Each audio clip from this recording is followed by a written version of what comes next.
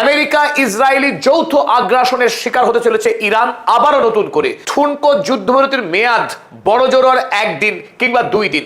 এখন এই মুহূর্তে যেটা মনে হচ্ছে খুব অল্প সময়ের মধ্যেই আমেরিকা যুক্তরাষ্ট্র ইরান হামলা করতে চলেছে, কারণ পাকিস্তানের মধ্যস্থতায় ইরান এবং আমেরিকার মধ্যে যে চুক্তি হবার সম্ভাবনা ছিল সেই সম্ভাবনা পুরোটাই খারিজ হয়ে গেল গতকাল। এই মুহূর্তে পুরোপুরি অচল অবস্থা সৃষ্টি হয়েছে, তাই যুদ্ধ শুরু হওয়া শুধুমাত্র সময়ের অপেক্ষা। ইতিমধ্যেই গোটা পৃথিবীতে তীব্র জ্বালানি সংকট শুরু হয়েছে, অর্থনৈতিক মন্দার আবহাওয়া। এই মুহূর্তে যদি আরো একবার নতুন করে যুদ্ধ শুরু হয়, গোটা বিশ্বকে এই যুদ্ধের খেসারত দিতে হবে। যুদ্ধ যদি মধ্যপ্রাচ্যে হয়, সেই যুদ্ধ কিন্তু মধ্যপ্রাচ্যেই সীমাবদ্ধ থাকবে না, গোটা পৃথিবীতে এই যুদ্ধের ভয়াবহ প্রভাব ছড়িয়ে পড়বে। আর এই যুদ্ধ থেকে তৃতীয় বিশ্বযুদ্ধ শুরু হওয়ার সম্ভাবনাও অত্যন্ত প্রবল।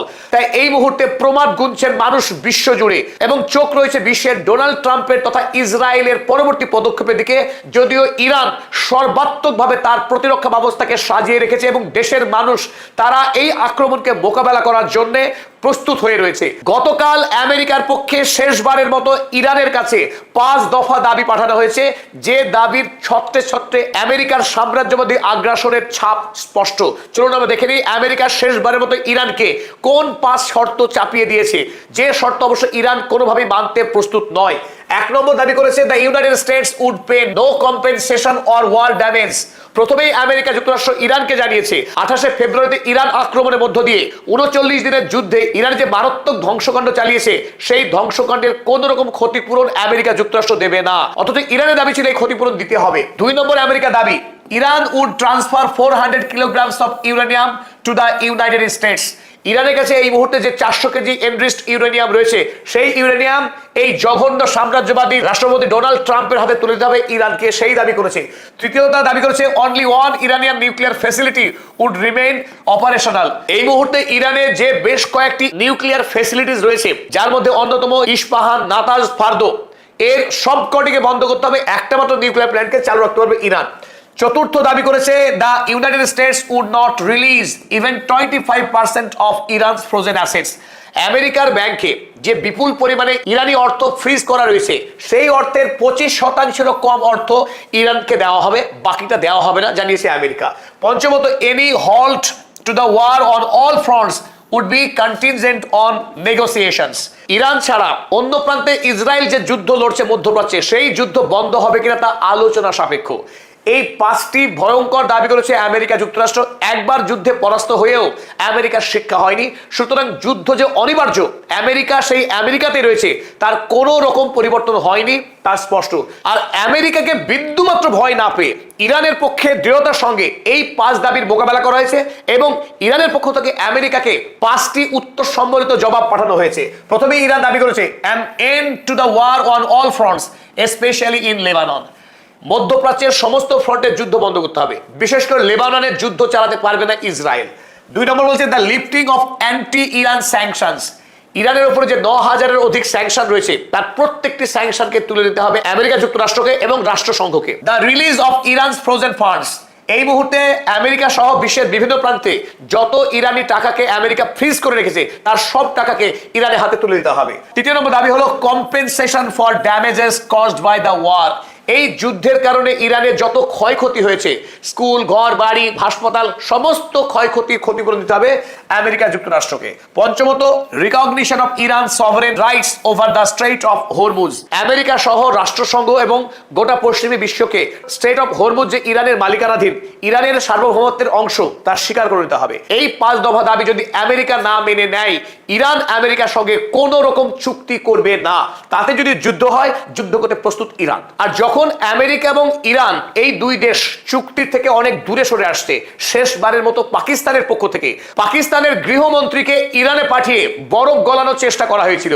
পাকিস্তানের ইন্টেরিয়র মিনিস্টার মহসিন নাকভি, তিনি ইরানের স্পিকার মোহাম্মদ বাকের গালিবাফ এবং ইরানের প্রেসিডেন্ট মাসুদ পেজেশকিয়ান, এই 2 রাষ্ট্রনায়কের সঙ্গে সাক্ষাৎ করেন, আলোচনা করেন, কিন্তু এই আলোচনাতে কোনো সমাধান সূত্র বেরিয়ে আসেনি।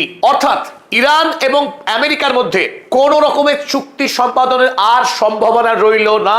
অতএব একটি পথ খোলা, আর সেই পথ রক্তের, সেই পথ প্রাণহানির, সেই পথ ভয়ঙ্কর ধ্বংসের। তাই আমেরিকা যুক্তরাষ্ট্রের পক্ষে এখন রক্ত পিপাসু রাষ্ট্রপতি ডোনাল্ড ট্রাম্প তিনি মুখ থেকে রক্ত বের করছেন। এই মুহূর্তে তিনি ভ্যাম্পায়ারের মতো নিরীহ ইরানি মানুষের রক্ত পান করবার জন্য মুখিয়ে আসেন, তিনি যুদ্ধ দাবি করেছেন।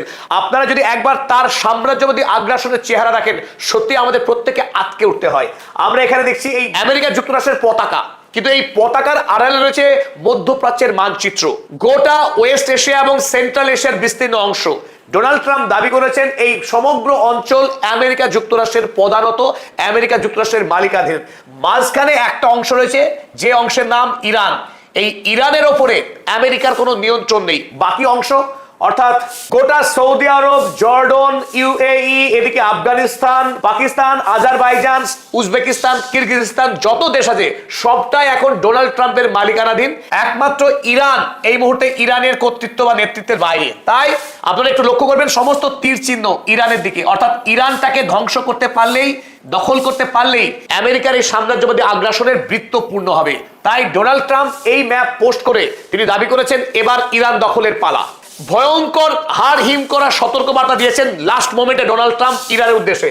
তিনি লিখেছেন, for Iran the clock is ticking, ঘড়ির কাঁটা টিক টিক করে ইরানের মৃত্যুর দিকে এগিয়ে নিয়ে যাচ্ছে। আর সেই মাহেন্দ্রক্ষণের ঘন্টা বেজে গেলেই ইরানের উপর শুরু হবে আক্রমণ। And they better got moving, Iran বরং সিদ্ধান্ত নিক, তার চাপের কাছে নতি স্বীকার করুক। First or there won't be anything left of them, যদি তারা চুক্তিতে স্বাক্ষর না করে, আমেরিকা দাবি না মেনে নেয়, ইরানে বলার মতো কিছু অবশিষ্ট থাকবে না, গোটা ইরান ধ্বংস হয়ে যাবে। এইরকম হুমকি তিনি এর আগেও বহুবার দিয়েছেন। যদিও time is of the essence, সময় সব থেকে দামি, ডোনাল্ড ট্রাম্প দাবি করছেন। এবং প্রেসিডেন্ট ডিজেটি ডোনাল্ড ট্রাম্পের দাবি, তার শর্তেই ইরানকে চুক্তি স্বাক্ষর করতে হবে। ইরানের কোনো প্রস্তাব আমেরিকা মানবে না, কারণ America is the boss of the world, এটাই তার দাবি। তবে ইরানের জনতা মনে করছে কে সত্যিকারের বাদশাহ, যুদ্ধের ময়দান তার প্রমাণ হবে। তাই এই মুহূর্তে ইরানের 3.5 কোটি পুরুষ, যাদের বয়স 12 থেকে 60, তারা আমেরিকা ইসরায়েলের বিরুদ্ধে লড়াই করবার জন্য, স্বেচ্ছা লড়াই করে আত্মবলিদান দেওয়ার জন্য প্রস্তুত হয়ে রয়েছে। এবং ইরানের জাতীয় টেলিভিশন তাদেরকে অস্ত্র প্রশিক্ষণ দিচ্ছে, এক নজিরবিহীন ঘটনা। তাই ইরানের মন্ত্রী থেকে সাধারণ মানুষ প্রত্যেকে আমেরিকার এই আগ্রাসনের মোকাবেলা করার জন্য প্রস্তুত হয়ে রয়েছে। তবে যে কোনো মুহূর্তেই শুরু হতেছে ইরান যুদ্ধ। আমরা পরবর্তী আপডেট নিয়ে আবার আপনার সামনে হাজির হব, ততক্ষণ জন্য বিদায় দিলাম।